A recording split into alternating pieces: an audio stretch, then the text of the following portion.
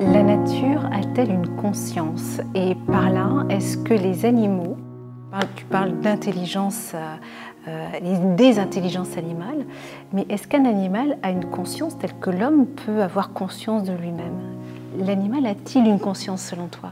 Alors ça, c'est une question très intéressante aussi et très nouvelle. Déjà, qu'est-ce que c'est que la conscience? Donc déjà, ça fait très sujet de bac, c'est pas évident de savoir. Et ce qui est intéressant là-dedans, c'est qu'on a une façon très humaine de le traiter, avec toutes les erreurs de la façon très humaine de traiter les choses. Donc qu'est-ce qu'on s'est dit? On a inventé un test totalement humain qui s'appelle le test du miroir, qui est très connu. Ça fait des années qu'on fait le test du miroir. En gros, on met un animal, on l'endort, on lui met une petite signe, un petit rond, une petite croix, on le réveille, on lui met un miroir et on part du principe que s'il voit qu'il y a un truc et qu'il essaye de se l'enlever, c'est qu'il a conscience d'être lui-même.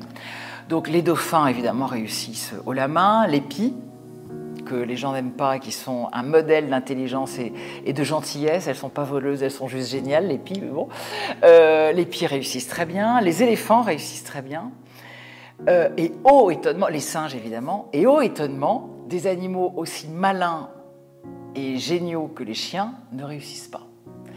Donc ça voudrait dire que le chien n'a pas conscience de lui-même et que le chien est un peu bête finalement, parce que c'est un peu...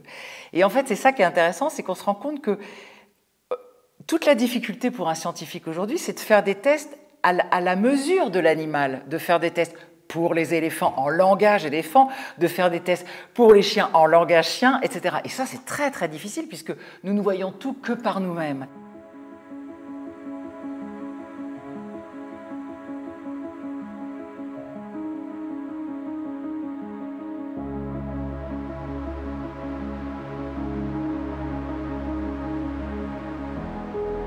Sur l'état des océans, c'est un vrai drame.